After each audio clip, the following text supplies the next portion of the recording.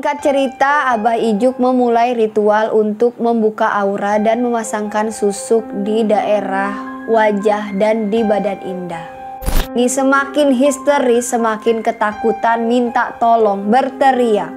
Laki-laki yang berat dan lirih sambil mengatakan kalimat yang berulang-ulang. Maut jenggelo, maut jenggelo.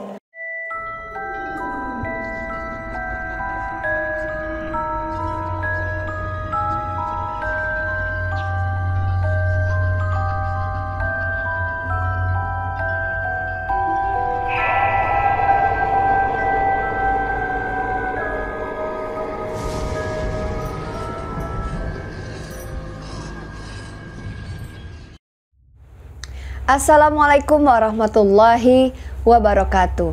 Selamat malam buat teman-teman semuanya. Terima kasih banyak buat teman-teman yang sudah mengklik video saya. Saya Rahayu Fajri akan menceritakan sebuah kisah misteri untuk teman-teman semuanya. Buat teman-teman yang penasaran dengan kisah apa yang akan saya ceritakan pada malam hari ini, tonton video saya sampai selesai.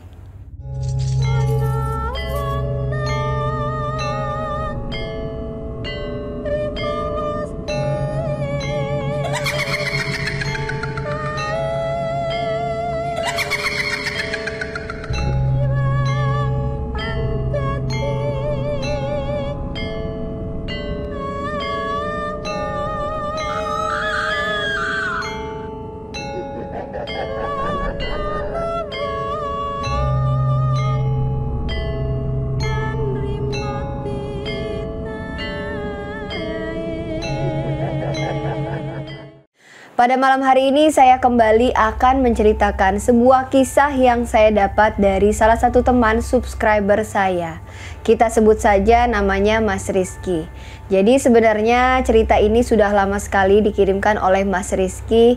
Namun pada malam hari ini baru sempat saya ceritakan ceritanya untuk teman-teman semuanya. Dan kejadian ini terjadi kepada kerabat dekat dari Mas Rizky. Di sini kita sebut saja namanya Indah. Jadi Indah ini adalah gadis remaja yang baru saja lulus sekolah. Nah, pada waktu itu Indah ini bingung antara mau melanjutkan kuliah atau mau langsung bekerja. Dan kejadian ini terjadi di pertengahan tahun 2009. Jadi setelah dilanda kebingungan, akhirnya Indah ini diskusi sama kedua orang tuanya. Dan akhirnya disepakati bahwa Indah akan melanjutkan untuk ke jenjang kuliah. Nah, tapi di sini kata orang tua dari Indah ini, Indah harus membantu biaya sekolah dengan cara mencari pekerjaan. Kenapa orang tuanya mengajukan persyaratan seperti itu? Dikarenakan memang kondisi keuangan dari kedua orang tua Indah ini memang lagi tidak baik. Karena pada saat itu ayah Indah ini sudah pensiun dini. Pada saat itu ayah Indah mengajukan pensiun dini dikarenakan memang kondisi kesehatannya yang tidak memungkinkan untuk melanjutkan pekerjaannya. Sedangkan ibu Indah ini hanya ibu rumah tangga dengan pekerjaan sampingan membuat kue-kue yang biasanya kuenya itu dijajakan di pasar atau di warung-warung di dekat rumahnya. Jadi setelah semua disepakati, keesokan harinya Indah ini langsung pergi ke kampus untuk mencari tahu apa saja persyaratan untuk Indah melanjutkan kuliahnya pada saat itu.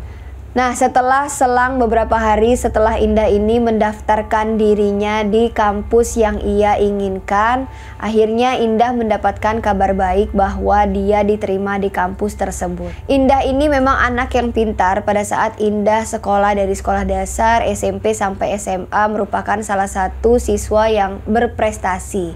Pada saat mendengar kabar bahwa dia diterima di kampus impiannya pada saat dia sekolah SMA waktu itu, Indah ini merasa sangat senang. Dan kedua orang tua Indah juga pada saat itu mendengarkan kabar tersebut juga ikut bahagia.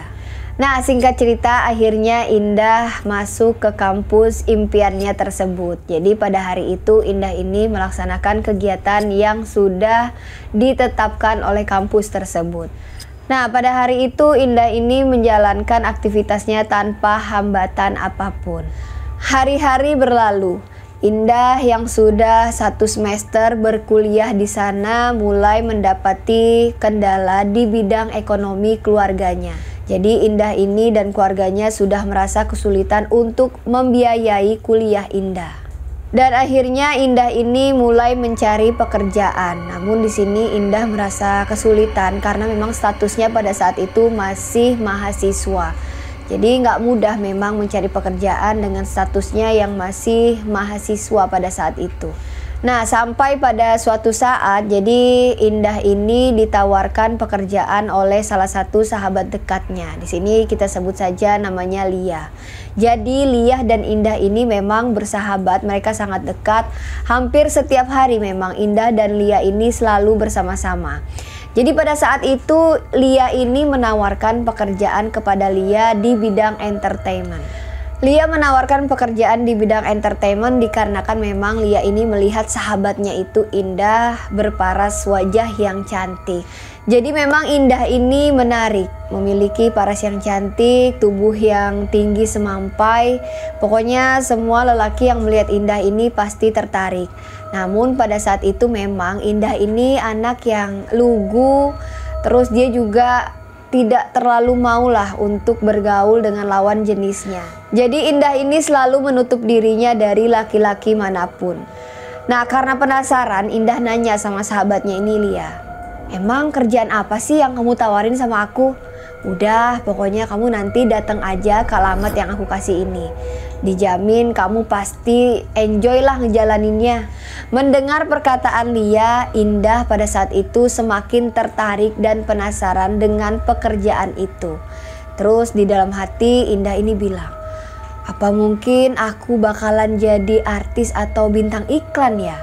Karena pada saat itu memang Indah ini sangat butuh uang dan pekerjaan.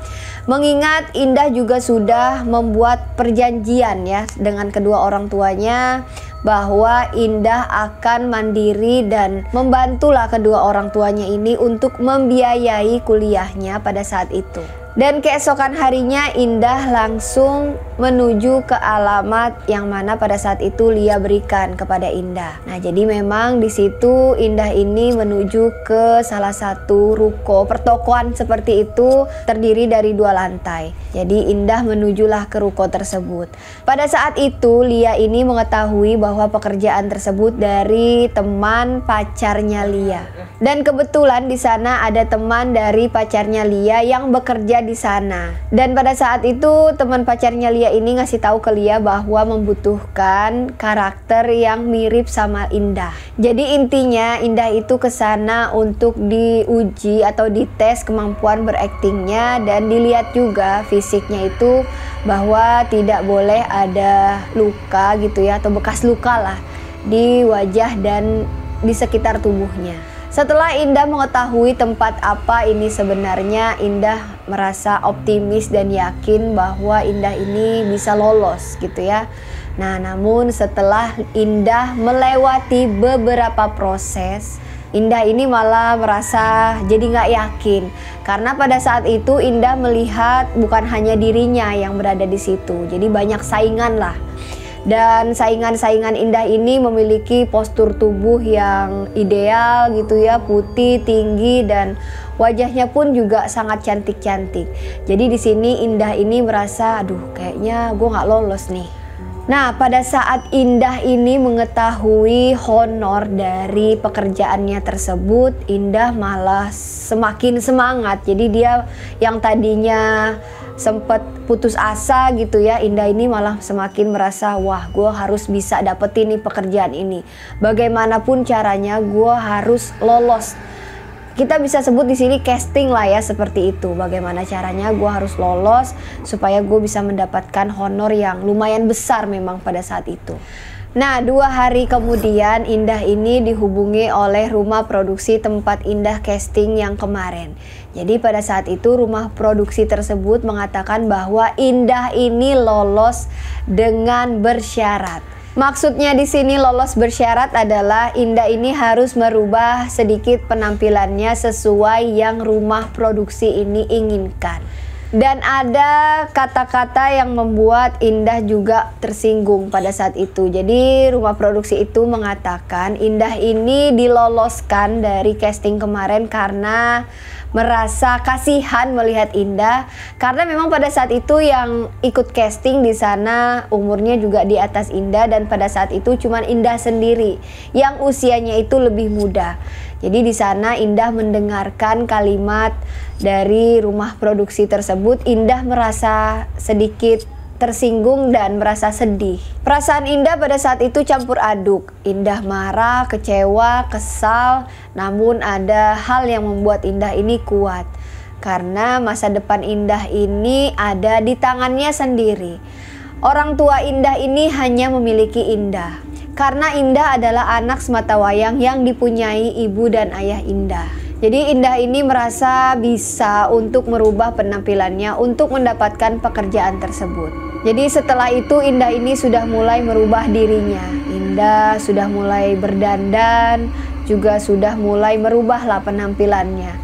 Jadi yang tadinya Indah ini nggak ngerti tentang make up, Indah sudah mulai belajar dari sahabatnya Lia, dan alat make upnya pun juga Indah pinjam dari Lia. Namun di sisi lain Indah ini masih merasa ada yang kurang dari dalam dirinya. Indah masih tidak percaya diri. Dan Indah ini selalu mengeluh dengan sahabatnya itu sampai membuat Lia ini geram. Dan pernah ada satu momen, jadi pada saat Lia dan Indah ini sedang ngobrol, Indah mengeluh sama sahabatnya, merasa gue ngerasa masih kurang percaya diri deh, gue udah ngerubah penampilan tapi kok gue masih belum pede sih. Akhirnya Lia ini melontarkan satu kalimat ya. Dan pada saat itu Lia ini berpikir kayaknya nggak mungkin lah ya segitunya Indah ini mau ngelakuin hal yang diucapkan sama Lia. Jadi Lia pada saat itu mengucapkan kepada Indah, ya udah kalau lo masih nggak percaya diri, mending lo pergi ke dukun sana, lo minta buka aura kek, lo minta pasangin susuk kek biar lo percaya diri. Kesel gue dengerin lo nggak pede mulu. Setelah Lia ini melontarkan kalimat tersebut, ternyata Indah ini benar-benar mendengarkan perkataan sahabatnya itu. Indah buru-buru mencari tahu tentang dukun atau apapun itulah yang bisa membantu Indah ini memasangkan susuk atau membuka auranya. Jadi di otaknya Indah ini sudah bagaimana caranya agar Indah bisa mendapatkan uang, bagaimana caranya Indah ini bisa membayar biaya kuliahnya agar tidak memberatkan kedua orang tuanya. Jadi bagaimana caranya, jadi apapun caranya ia lakukan. Jadi Indah ini mencari tahu dari berbagai macam sumber yang ia tahu. Apa itu buka aura, apa itu susuk, dan apa itu orang pintar atau dukun. Dan akhirnya apa yang Indah cari ini ia dapatkan. Jadi Indah pada saat itu merasa yakin dengan apa yang akan ia lakukan pada saat itu. Dengan cara seperti itu Indah ini mengatakan bahwa karena Indah yakin dengan cara itu ia berhasil, dan pihak produksi yang mengatakan pada saat itu bisa menarik semua perkataannya. Dan ternyata Indah ini menyimpan dendam karena pihak produksi tersebut pernah memandang Indah ini sebelah mata. Setelah beberapa hari Indah akhirnya mengemasi bajunya untuk pergi ke luar kota. Jadi Indah ini mengetahui informasi tentang dukun atau orang pintar yang bisa memasangkannya susuk atau membuka aura itu dari salah satu penjaga kantin di kampusnya. Dan pada saat itu penjaga kantin itu bilang sama Indah, ada tuh Neng, saya baru aja pulang dari tempat Abah Ijuk. Saya waktu itu minta penglaris buat warung saya. Akhirnya Indah meminta alamat Abah Ijuk tersebut dan Indah bergegas pergi ke rumah Abah Ijuk tersebut. Dan akhirnya Indah ini pergi ke salah satu terminal bus. Jadi Indah pada saat itu berencana untuk pergi 3 hari lamanya, karena memang perjalanannya itu kurang lebih 12 jam. Dan Indah juga berencana untuk mencari penginapan. Jadi singkat cerita sampailah Indah ini di sebuah kampung setelah Indah berjalan kurang lebih 12 jam lamanya. Dan setelah Indah ini sampai di kampung tersebut, Indah berusaha menanyakan alamat rumah dari Abah Ijuk tersebut. Jadi beberapa warga di sana ada yang membantu Indah ini untuk menemukan alamat tersebut. Jadi setelah Indah ini menyusuri kampung tersebut, sampailah Indah di satu rumah yang rumahnya itu dindingnya masih berdindingkan bambu. Jadi di kiri kanan rumah itu ada 2 pohon beringin besar. Dan pada saat itu Indah ini bertemu dengan laki-laki yang bisa dibilang masih muda. Kurang lebih umurnya itu 40 tahunan lah. Dan perawakannya juga masih segar, bugar, dan tidak seperti umur 40 tahun. Dan pria itu langsung menyapa Indah dan menyuruh Indah ini untuk masuk ke dalam rumahnya. Pada saat Indah ini masuk ke dalam rumahnya, Indah ini duduk di bangku rotan milik bapak tersebut.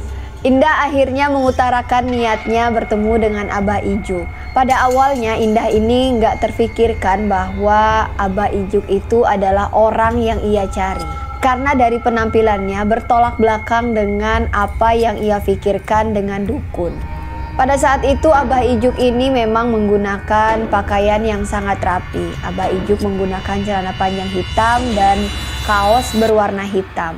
Dan di jari jemarinya juga ada beberapa batu cincin yang melingkari jari-jarinya. Akhirnya setelah beberapa lama Indah dan Abah Ijuk ini ngobrol, Abah Ijuk ini menyetujui agar Indah ini dibukakan auranya dan minta dipasangkan susuk di daerah wajahnya. Indah berpikir untuk keperluannya menjadi model atau bintang iklan. Jadi semua orang yang melihat Indah akan terpesona dengan kecantikan Indah. Serta pihak rumah produksi yang pernah memandang Indah sebelah mata ini juga bakalan menyesal pernah mengatakan hal tersebut kepada Indah. Dan akhirnya pada saat itu Indah ini disuruhlah menaruh semua perlengkapan atau barang-barangnya di ruang tamu tersebut. Indah disuruh Abah Ijuk ini untuk masuk ke salah satu ruangan yang tidak terlalu jauh dari ruang tamu milik Ayah Ijuk. Abah Ijuk ini menyuruh Indah menaruh semua barang-barangnya di ruang tamu. Dan Indah disuruh untuk masuk ke salah satu ruangan yang tidak terlalu jauh dari ruang tamu milik Abah Ijuk itu. Pada saat Indah ini masuk ke dalam ruangan tersebut, Indah ini sudah merasa janggal. Karena Indah merasa ada banyak orang yang memperhatikan Indah. Namun yang Indah lihat di dalam ruangan tersebut hanya dia dan Abah Ijuk saja. Dan barang-barang yang berada di dalam ruangan tersebut juga belum pernah Indah lihat sebelumnya. Jadi setelah Indah masuk ke dalam ruangan itu, Indah ini disuruh duduk. Abah Ijuk menyuruh Indah untuk duduk dan diam. Sembari Abah Ijuk ini menyiapkan beberapa peralatan untuk melakukan ritual tersebut. Indah ini sudah merasa ada yang aneh. Karena dari tatapan mata Abah Ijuk tersebut mengartikan bahwa ada ketertarikan yang diperlihatkan oleh Abah Ijuk ini kepada Indah. Singkat cerita, Abah Ijuk memulai ritual untuk membuka aura dan memasangkan susuk di daerah wajah dan di badan Indah. Indah disuruh untuk bertelanjang dada dan hanya boleh ditutupi oleh kain putih yang transparan. Jadi bagian tubuh Indah ini masih terlihat samar-samar. Namun pada saat itu Indah ini jelas menolak hal tersebut. Indah nggak mau. Lalu Indah bertanya sama Abah Ijuk, "Apa nggak ada cara yang lain, Bah?" Dengan santainya Abah Ijuk ini menjawab, "Ya nggak ada. Kalau misal kamu nggak mau, ya kamu boleh pergi meninggalkan tempat ini." Dan pada saat itu juga Indah ini berontak dan ketakutan. Dia tidak mau diperlakukan seperti itu. Lalu Indah mengucapkan, "Terima kasih Bah, aku izin keluar dan pergi dari tempat mesum seperti ini." Dengan rasa kesal dan ketakutan, Indah ini pergi dari tempat Abah Ijuk tersebut. Abah Ijuk pun hanya tertawa dan membiarkan Indah ini pergi dari tempat tersebut. Bahkan hari pun sudah malam dan sudah tidak banyak lagi orang yang lalu lalang di tempat tersebut. Indah pada saat itu memang tidak merasa takut karena yang ada di pikirannya hanya bagaimana caranya supaya Indah ini bisa pergi jauh dari rumah Abah Ijuk tersebut. Indah berlari sambil menenteng barang-barangnya. Belum sampai setengah jalan, Indah ini merasa aneh karena merasa ada yang mengikutinya dari belakang. Dan bukan cuma itu saja, sambil berlari Indah ini mendengar ada suara laki-laki yang berat dan lirih sambil mengatakan kalimat yang berulang-ulang. Maut jenggelo, maut jenggelo. Artinya kalau misal kita artikan dalam bahasa Indonesia itu adalah mati dan gila, mati dan gila. Namun pada saat itu Indah ini nggak peduli. Indah terus saja berlari sambil menangis dan berteriak minta tolong, berharap ada orang yang melihat dan mendengar permintaan tolongnya. Tidak lama kemudian ada dua orang laki-laki yang kebetulan lewat dan melihat Indah ini berlari sambil menangis. Dua pria tersebut langsung menolong Indah dan berusaha untuk menenangkan Indah. Jadi pada saat bertemu dengan dua orang pria tersebut, kondisi dari Indah ini pada saat itu seluruh badannya ini sudah dingin dengan muka yang pucat, mata yang sembab dan rambut yang acak-acakan. Dua orang pria tersebut mengira bahwa Indah ini adalah orang gila. Namun salah satu pria tersebut mengatakan, tapi mana mungkin lah, masa iya kalau orang gila orangnya ini bersih terus cantik lagi. Lalu kedua orang pria ini berusaha untuk menanyakan kepada Indah apa yang sebenarnya terjadi sama Indah. Namun karena kondisi Indah ini masih syok, jadi Indah ini tidak bisa menjawab pertanyaan dari dua orang pemuda tersebut. Dan dikarenakan Indah ini sudah sangat lelah berlari ya cukup jauh, akhirnya Indah pada saat itu jatuh pingsan. Dan untung saja pada saat Indah ini pingsan, dua orang pemuda tersebut masih berada di dekat Indah. Dua orang pemuda tersebut melihat Indah ini pingsan malah panik dan takut karena takutnya ada orang yang melihat dan malah menimbulkan fitnah. Niatnya mau menolong malah nanti dipikir macam-macam. Dan akhirnya Indah ini dibawalah ke rumah salah satu orang atau bisa dibilang tetua lah ya yang dituakan di kampung tersebut. Di sini kita sebut saja namanya Pak Ahmad. Jadi dua orang pemuda itu membawa Indah ini ke rumah Pak Ahmad. Kedua orang pemuda ini juga takut karena pada saat itu Indah ini juga belum menceritakan apa yang sebenarnya terjadi. Takutnya nanti menjadi fitnah, malah kedua orang pemuda ini yang disalahkan atau jadi salah paham. Keesokan harinya rumah Pak Ahmad ini dipenuhi oleh beberapa warga yang penasaran dengan apa yang sebenarnya terjadi sama Indah ini dan ingin tahu kabar Indah ini bagaimana. Di salah satu warga tersebut ada satu warga yang memang mengenal Indah karena pada saat Indah ini sampai di kampung itu, orang tersebutlah tempat Indah ini menanyakan alamat rumah Abah Ijo. Jadi orang tersebutlah yang menjelaskan kepada Pak Ahmad maksud dan tujuan Indah datang ke kampung tersebut untuk bertemu dengan Abah Ijo. Tak lama kemudian tiba-tiba Indah ini bangun dari pingsannya atau bisa dibilang siuman gitu ya. Setelah Indah ini sadar, Indah ini bingung ya melihat sekarang dia berada di mana gitu ya. Dan akhirnya Pak Ahmad ini langsung menghampiri Indah dan bertanya, "Neng, sebenarnya kamu dari mana? Mau kemana? Kok bisa sih sampai pingsan semalam? Kamu kenapa?" Jadi setelah mendengar pertanyaan dari Pak Ahmad dan pada saat itu memang kondisi Indah ini masih syok gitu ya. Dan secara pelan-pelan Indah menjelaskan semuanya kepada Pak Ahmad. Dan akhirnya setelah mendengarkan penjelasan dari Indah, ada beberapa warga juga yang sudah pulang ke rumah. Dan Indah pada saat itu juga mengucapkan terima kasih kepada dua orang pemuda yang sudah membantunya. Lalu Indah berpamitan pulang kepada Pak Ahmad dan juga mengucapkan terima kasih sudah mau membantu Indah. Dan Pak Ahmad bilang sama Indah, "Kalau bisa nginep dulu aja deh Neng di sini 1 malam lagi biar kamu makin sehat." Namun Indah bilang sama Pak Ahmad, "Enggak deh Pak, terima kasih. Saya mau bergegas pulang aja lah ke kota. Takutnya nanti kedua orang tua saya nyariin saya." "Ya udah kalau kayak gitu, tapi saya anterin kamu ya sampai ke terminal bus." Takut aja sih jaga-jaga, karena selama kamu masih di kampung ini itu masih tanggung jawab saya.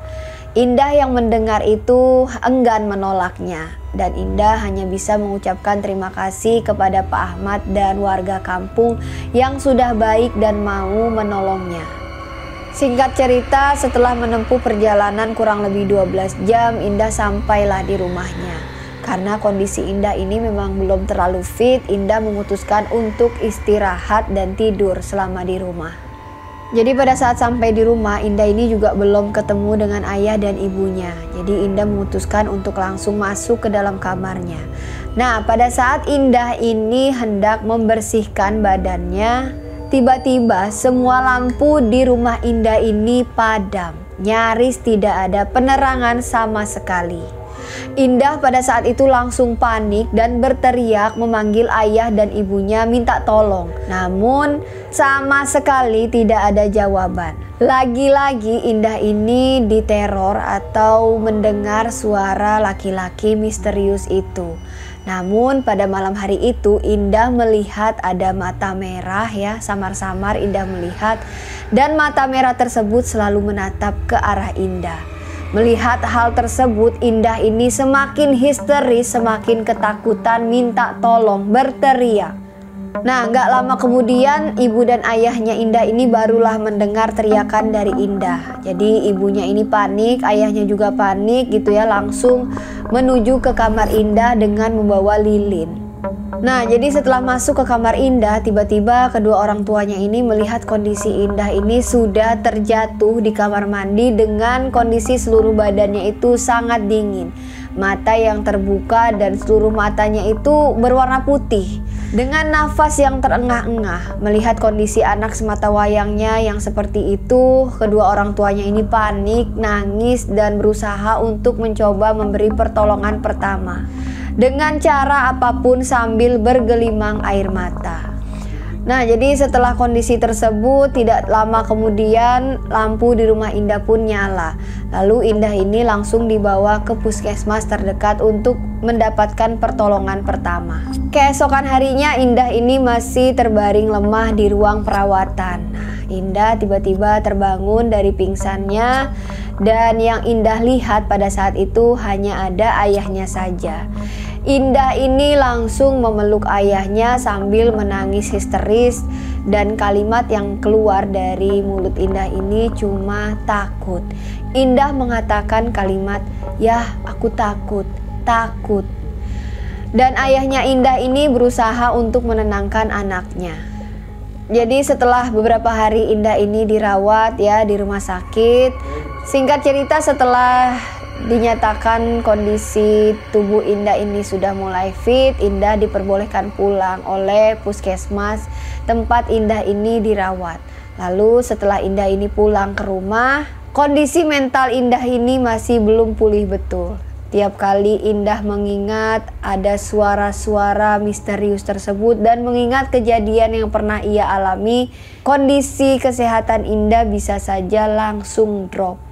Dan gak cuman itu, ternyata Indah juga sering sekali dihantui oleh sosok Abah Ijuk. Semakin hari kondisi kesehatan Indah ini semakin memburuk.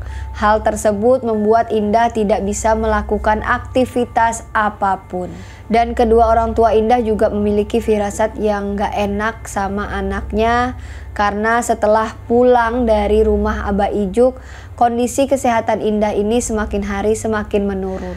Akhirnya karena penasaran, kedua orang tua Indah ini berusaha lah untuk menanyakan kepada Indah apa sih yang sebenarnya terjadi sama Indah ini. Lagi-lagi di sini Indah ini tidak menjawab atau menjelaskan pertanyaan dari kedua orang tuanya itu.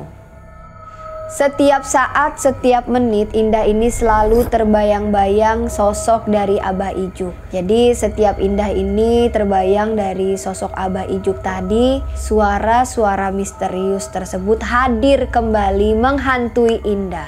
Hal tersebut yang membuat Indah ini kerap kali tidak sadarkan diri. Jadi dengan kondisi yang seperti itu, akhirnya Indah ini dikeluarkanlah dari kampusnya. Karena sudah Lebih 1 bulan lamanya Indah ini nggak masuk kampus, dan Indah juga sudah tidak mampu lagi membayar kuliahnya. Begitu juga pekerjaan yang baru saja Indah dapatkan. Belum juga Indah ini mulai bekerja, belum juga Indah mendapatkan pekerjaan, dan belum juga Indah ini tanda tangan kontrak pada saat itu ya. Jadi baru dikabarkan Indah ini lolos dan mendapatkan pekerjaan itu, Indah sudah seperti itulah kondisinya. Dan akhirnya pihak rumah produksi tersebut memutuskan untuk mengganti dengan model yang lain. Padahal tinggal 1 langkah lagi Indah bisa menjadi bintang iklan. Lia sahabatnya yang mengetahui kondisi Indah yang pada saat itu semakin hari ya kondisinya semakin memburuk. Hampir setiap hari Lia ini datang melihat kondisi sahabatnya. Dan Indah juga kondisinya seringkali mengurung diri dan tidak mau makan.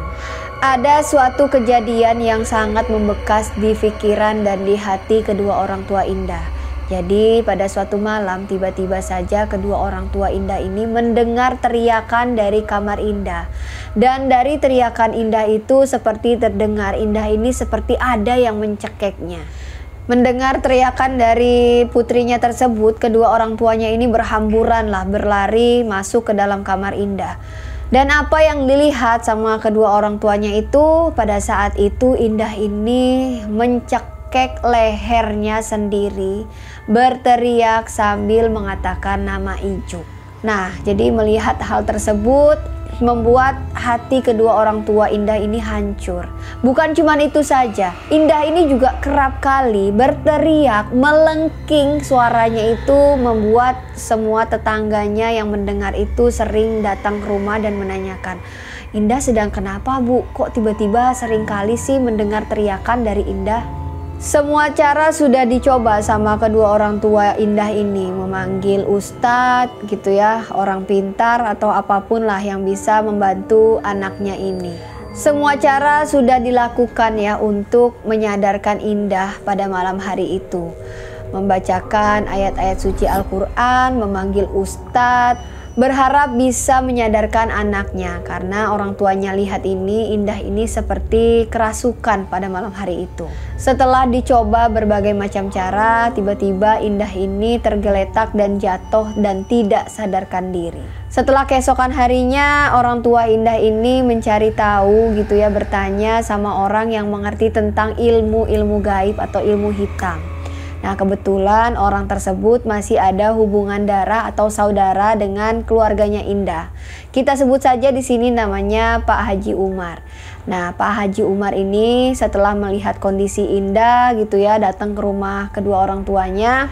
Dan Pak Haji Umar mengatakan kepada kedua orang tua Indah bahwa Indah ini sudah sangat sulit untuk disembuhkan atau diselamatkan. Karena ternyata Indah sudah kena ilmu gaib atau ilmu hitam yang sangat-sangat sulit untuk disembuh. Indah ini dipelet dan juga disantet.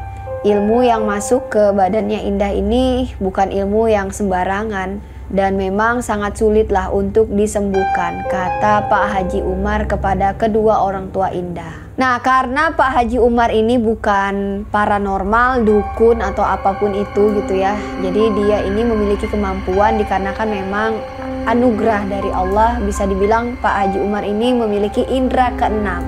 Jadi untuk menyembuhkan beliau ini nggak bisa.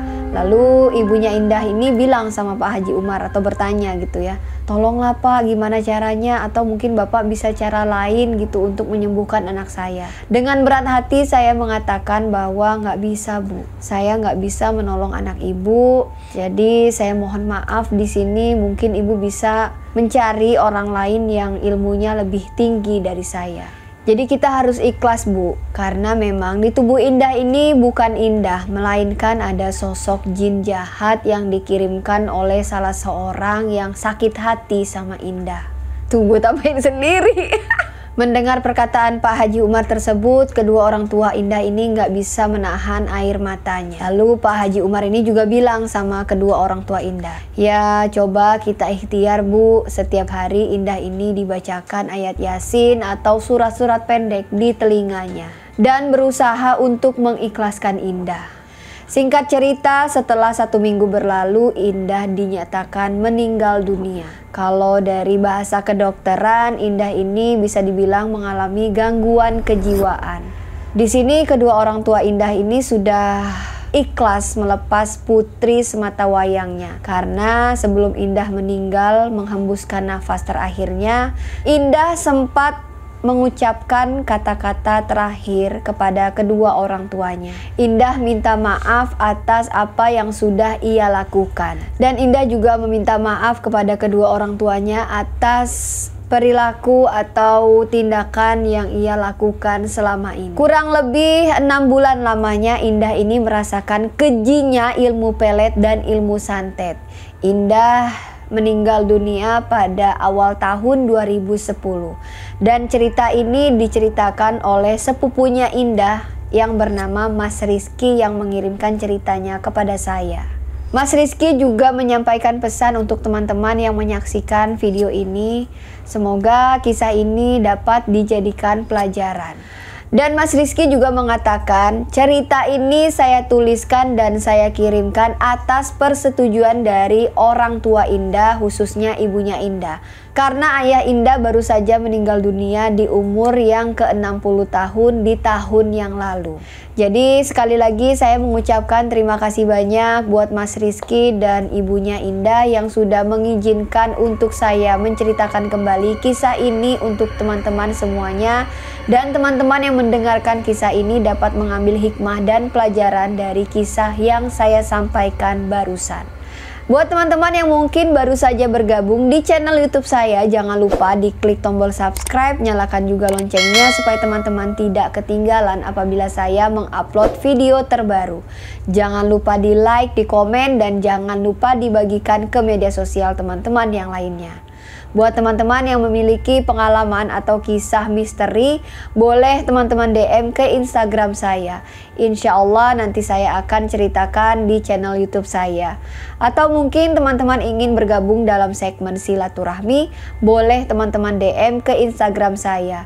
Insya Allah nanti saya bersama tim akan mendatangi teman-teman, jadi teman-teman sendiri yang akan menceritakan kisahnya di channel YouTube saya. Jangan lupa di follow akun Instagram saya Rahayu_Fajri dan akun TikTok saya Rahayu_Fajri. Saya mohon maaf apabila terdapat kekurangan di dalam video saya kali ini. Saya Rahayu Fajri pamit undur diri. Wassalamualaikum warahmatullahi wabarakatuh. Jangan lupa selalu ada misteri di sekitar kita.